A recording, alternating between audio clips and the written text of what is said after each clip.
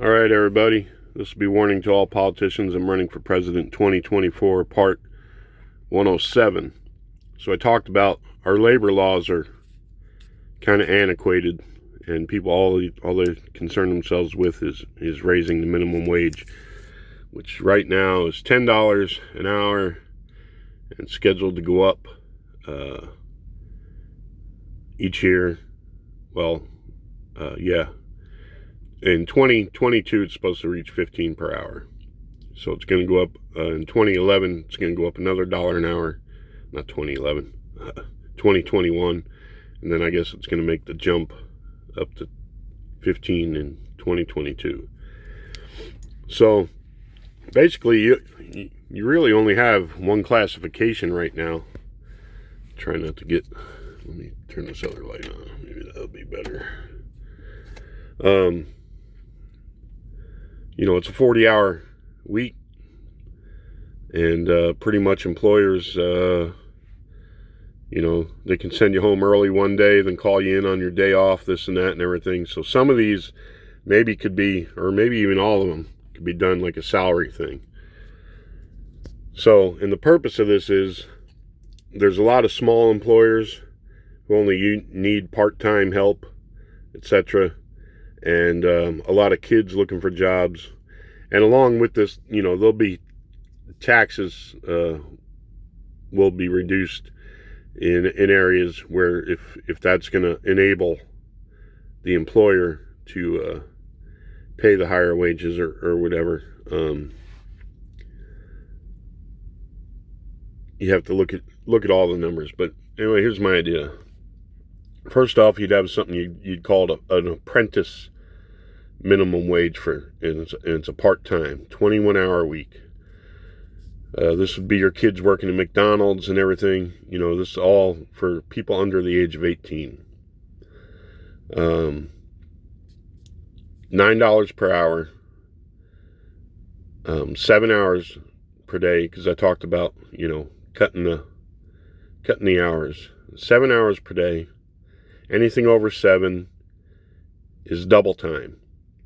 Over 21 in a week is double time. That's to keep employers from saying, hey, this is going to be such and such a part-time job, and then try and get over the hours and use you more instead of going up the list to what they should actually be doing. That would be till the age of 18. And all of these too are also to incentivize people to obtain the skills they need and to progress. Because if you can't pay everybody the same wage, you can't pay a kid working at McDonald's the same wage per hour that some guy is out working, busting his ass in the sun or the freezing cold doing construction all day. That's not fair. Or somebody who doesn't have any skills, somebody's, and I'm not knocking any of these jobs, but somebody who's washing dishes in a restaurant, you can't pay them the same wage as, somebody that's doing coding computers and all that kind of stuff, who went to school and all that kind of stuff. And some people say, well, the way the market is, that's not going to happen anyway. Then people are getting loaded. If you keep raising these minimum wages, there's not going to be any difference. And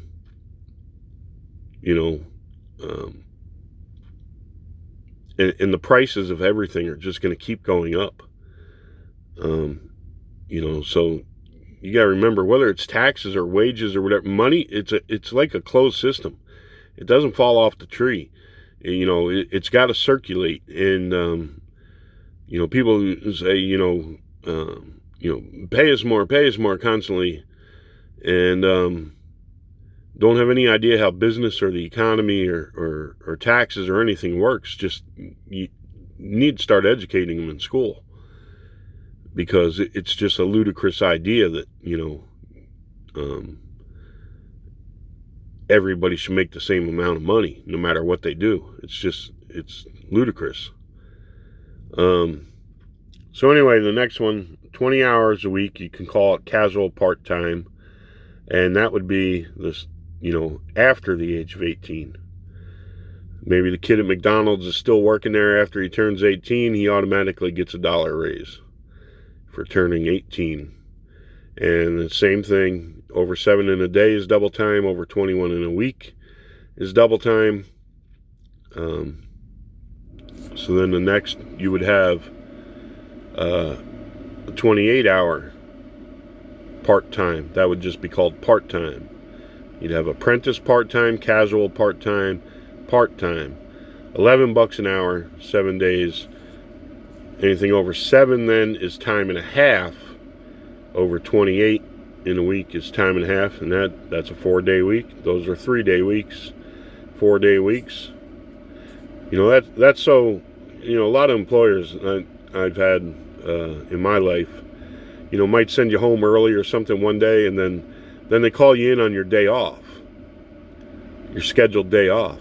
And a lot of them will tell you, while you're filling out the application, while they're doing the interview, they'll say, oh, by the way, you might be required to come in on your day off, or you might be required to stay later, this and that. And it's really not fair to you as an employee for them to have such control. You have a schedule, you have a day off, and some of them hang it over your head, like, well, if you don't come in, then you're fired. And that's not fair. That is so unfair. So in a lot of cases, it's a lack of them running things the way they should be, having bad management. So all these things, that they can't do that. It's your scheduled days, and so maybe even some of these or all of these could be locked in. Like somebody hires you at the apprentice thing, 3 days a week, 21 hours. They only use you 15 hours during that week. You still get paid for the 21 hours. You understand? Maybe it's like a salary contractual type thing. Now, if you call off or something, that's a different story. We'll have to look at whether or not you should have sick days or things like that, or how many a person should have per year for each type of job, or each wage category. So like you got this part-time, you're working it's $11 an hour, 7 hours a day, 28 hours in the week. Say they send you home halfway through your 4th day, and then expect you to come in on your 5th or the 6th day of the week, and you've already made plans or what have you, and or you have another job on your days off. That for them to hang it over your head, well, you either come in or you're fired. That's just not fair. So then the next, you would have a 35-hour week, and we would classify that as full-time, minimum wage. 7 hours a day. Over 7 in a day is time and a half. Over 35 is time and a half, and that would be a 5-day week.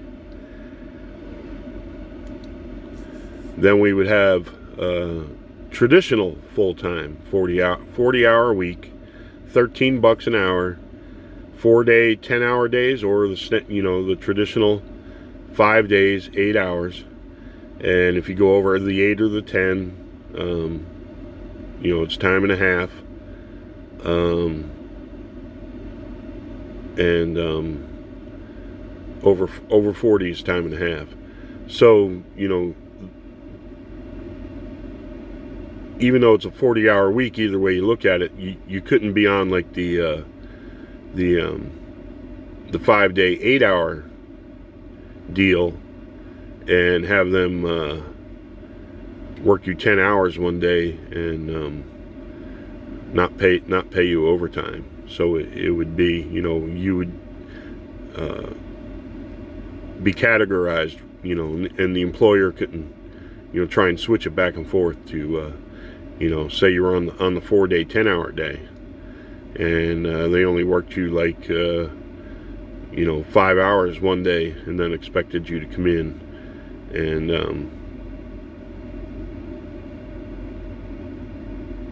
and work on your day off or something. Well, no, that's the other thing. But anyhow, you get what I'm saying. You hired on the job. It would be right there in black and white on the application that you're putting in for 4 days, 10 hours a day, or the standard 5-day, 8 hours, and they wouldn't be able to switch it back and forth in their advantage. So then we would have. So if an employer wanted to have you available a little extra time each week, and you wanted to make some extra money, maybe get a couple extra hours in, and the employer was shied away from it because don't want to pay the time and a half, then you'd have the 42-hour week, and that could be 7 hours a day, 6 days a week, or you could break it down to a 5-day week and just a little bit over 7. I didn't write that down there, but just a little bit over 7 hours a day. That way, if they did need you to, for employers who constantly need to have people stay a little extra time, like I was in the restaurant business, people run late, you get to stay an extra 15 minutes or half hour, whatever like that. So that would give them a little bit over 7. I should have wrote that. What would that be? The extra 2 hours, 7 1/4, something like that a day. So that would give a little leeway where they didn't have to worry about paying the time and a half if they needed to keep you a few extra minutes a day. Then you could go to the 50-hour. I know a lot of people, 50 hours. Yeah, a lot of us out here work more than 40 hours a week. So 50 hours a week, 5 days, 10-hour days, $15 an hour, over 50 or 10 in a day, time and a half, 60 hours, 6 day, and you could even,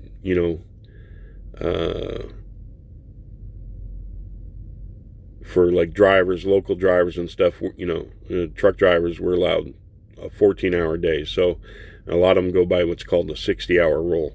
So that could be broken down, to a 5-day thing also there. And, just work out, the 60 hours divided by 5. And that would be your hours per day. So this gives more options for employers and employees. And maybe you make some of them or all of them, like I said, just a salary type thing. If you get paid whether they use you or don't. At least everybody would know what their payroll is per week. So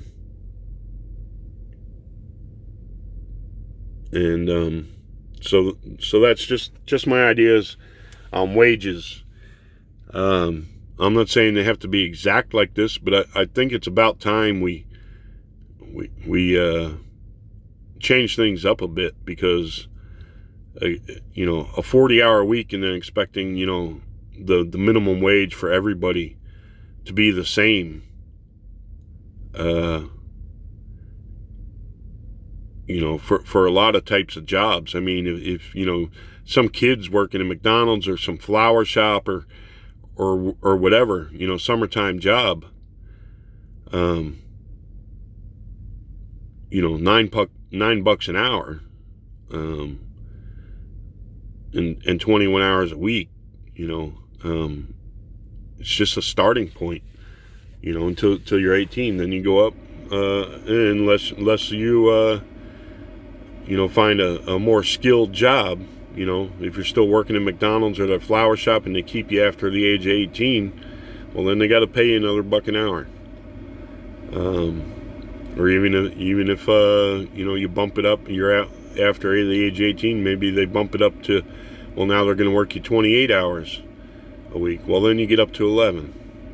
You know, so those are some of my ideas. Like I said, if you like them, give a thumbs up. This is Art's Party, running for president 2024, YouTube campaign. No finance money, no nothing. I don't want any donations. I'm not looking for subscribers. You're free to subscribe if you want to. Put my ideas out there, and whether or not somebody else wants to, another politician or somebody wants to latch on to them, and anything appeals to people, and I think it'll help make for a better life for people in this country, and they're more than free to use them. Like I said, I'm putting this out there. You know, do I really think I got a chance of getting in the White House? No. Some people say, well, you know, that kind of confidence, who's gonna I'm just a realist. You know, who's gonna take you serious if you already say, you know, there's no chance. I say if there's enough thumbs up and enough interest, and it gets the politicians' attention, and they start taking care of business in this country instead of fighting with each other all the time, and they start fixing the infrastructure and the nuts and bolts and things that in this country that need to be addressed, look at it in practical. And I said I was going to do healthcare and stuff on several previous ones, and I haven't gotten to it, with how insurance works and everything, and maybe we can do some kind of supplemental type thing that's for everybody and doesn't cost, you know, you or me. And this ain't like an Obama promise here. It'll just be put forward. This is what you'll pay into it, and this is, you know, everyone will be able to use it for everything, but it might not pay all your medical bills. It just might be a supplemental thing. We have to look at different things. Like I said, using the taxes from cigarettes and alcohol, and unfortunately now drugs. You know, maybe everybody pays a minimum 1% in taxes, and that goes into the fund for a national supplemental health care thing, what have you. Maybe we just like taxes, income taxes. I say, you know, why do we have to pay them our whole entire lives? Why can't we just pay them between the ages of 24 and 64 or something like that?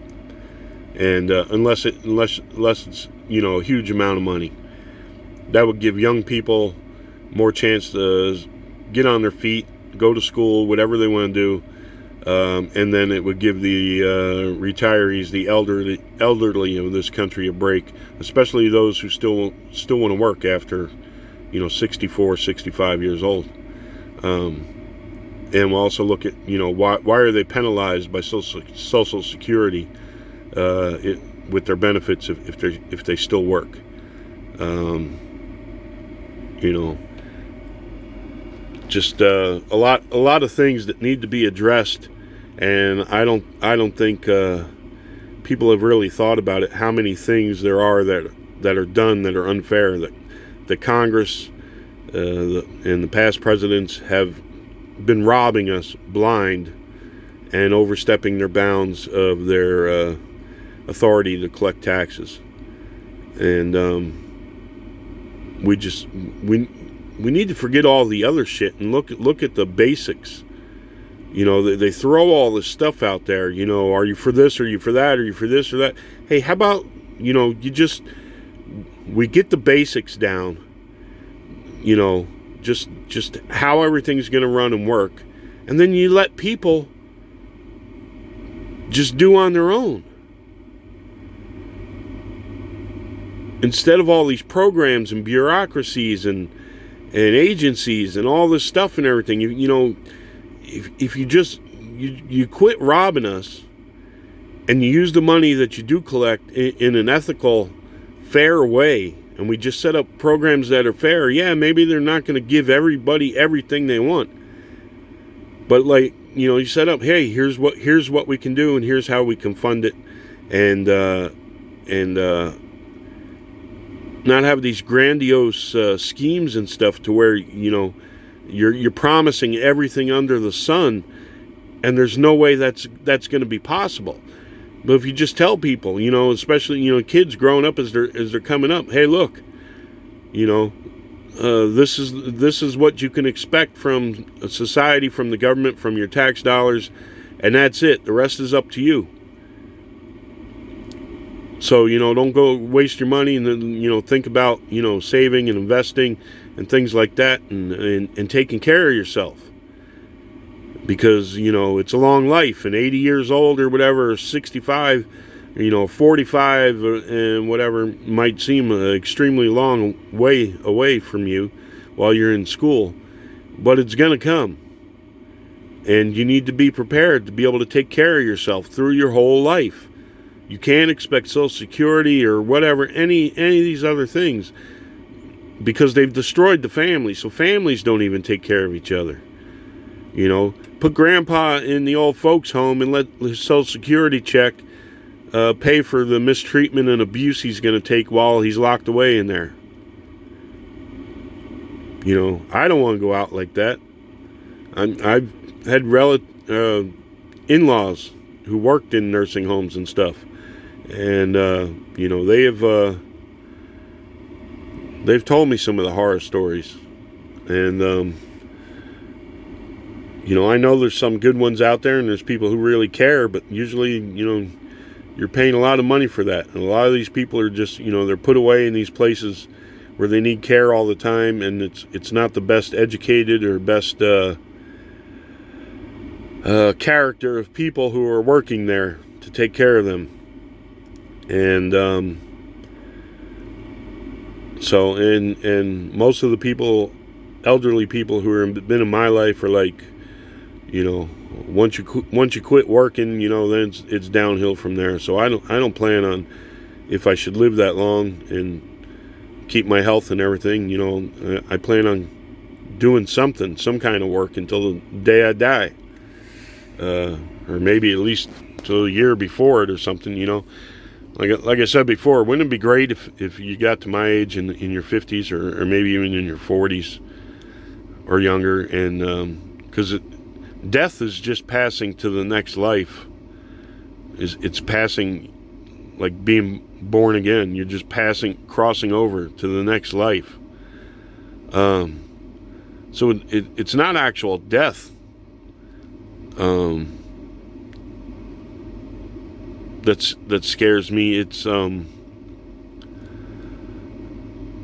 it'd be like falling apart before you get there. So wouldn't it be great if you know, medical science gets it to where, or we start taking better care of ourselves somehow, to where, you know, hey, maybe the average age of dying is 120, but you really don't start going over the hill until you're like 115 or something, and you know, and that way you can kind of make up for the mistakes you made earlier in life and get on your feet and be able to prepare for your older age. You know, maybe it's not until 100 you start going downhill or whatever.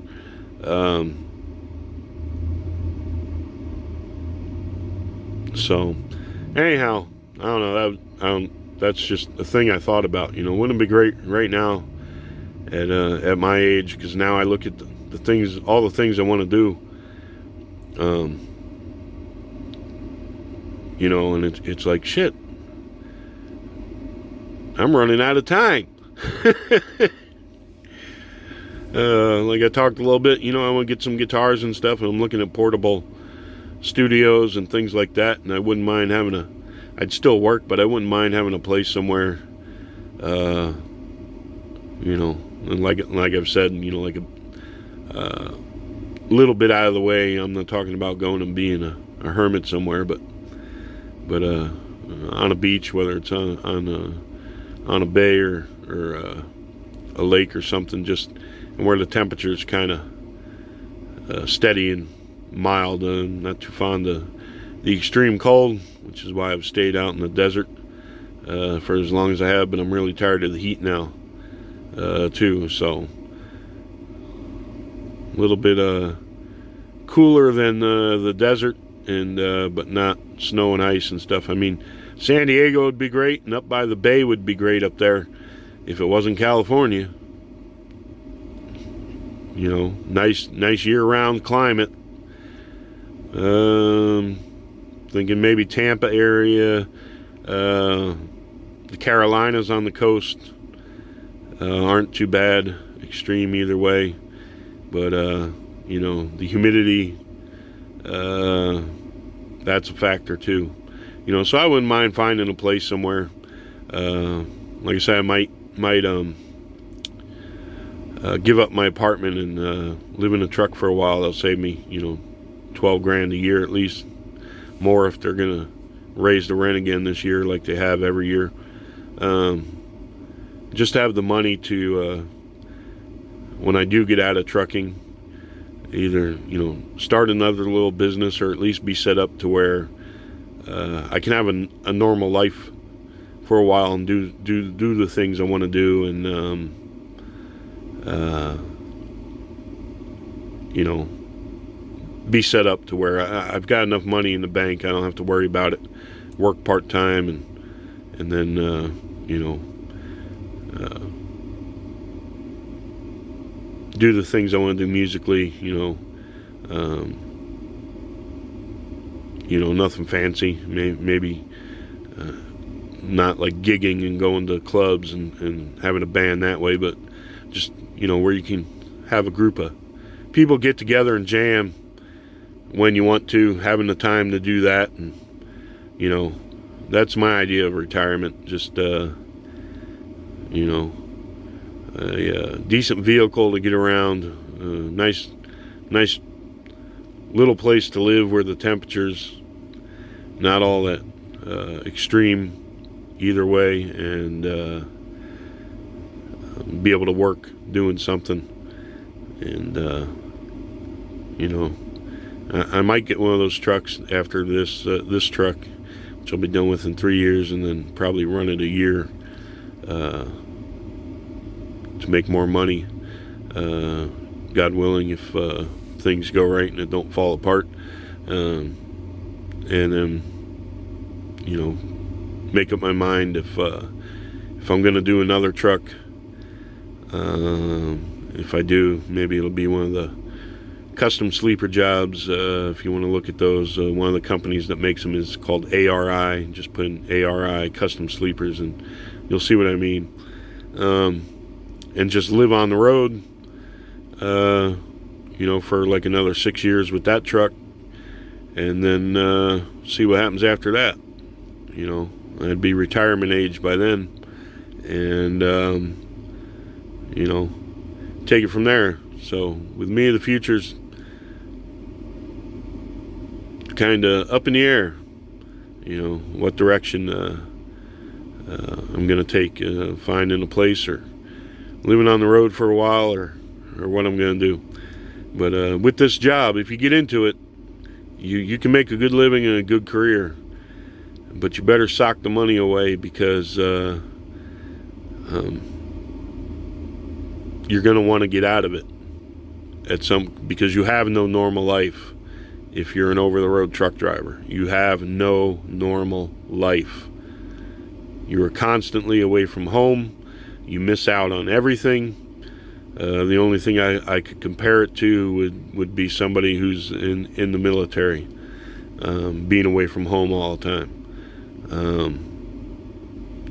It's just, there is nothing normal about life once you start doing this. So you get into it, make your money, save your money, and then get out of it. Start another business, get a local driving job, do something, because I'm I'm telling you, you just miss so much. There's so many things. If I had and I could go get a regular job right now, but for the money right now, this seems to be the best avenue for making the amount of money I want to make before I retire. So could go get a regular job and all that kind of stuff, but it's not in the cards right now. Financially, this is making better sense. So if you're younger and you get into this business, listen to what I'm saying. You're going to make a lot of money. But if you go out and you buy that bass boat, you get that new car, you get all the credit cards, and you start spending that money, you're going to be stuck in this and not having a life. You're going to feel like you're held prisoner to it, that you can't go home. You understand?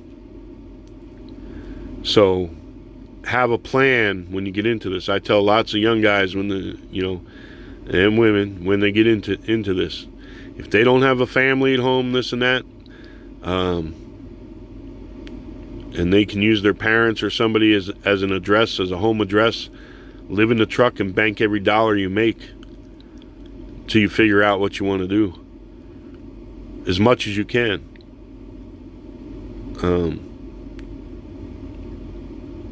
Because too many people who get in this business start playing and keeping up with the Joneses, and they got the extra money. So next thing you know, they got the more expensive clothes, the more expensive car or pickup truck, what have you. And you never know what kind of curveball life's going to throw you, and you can get yourself in a rut and be stuck behind the wheel for longer than you wanted to. So that's my advice to anybody getting in this business. It's hey, times it's really a great job. Go down the road, listen to music, see some beautiful scenery, etc. It has its downfalls. Waiting for showers and stuff. Truck stop can be, finding a parking spot anymore is a drag, and piss you off. All kinds of things. There's pros and cons to everything in life, ups and downs.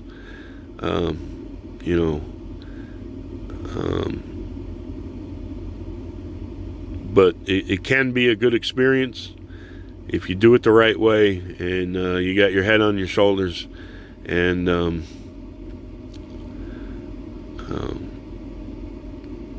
you have a plan and some initiative for your future. So anyway, let it go with that. Wish you all the best out there. Good luck. God bless. Adios.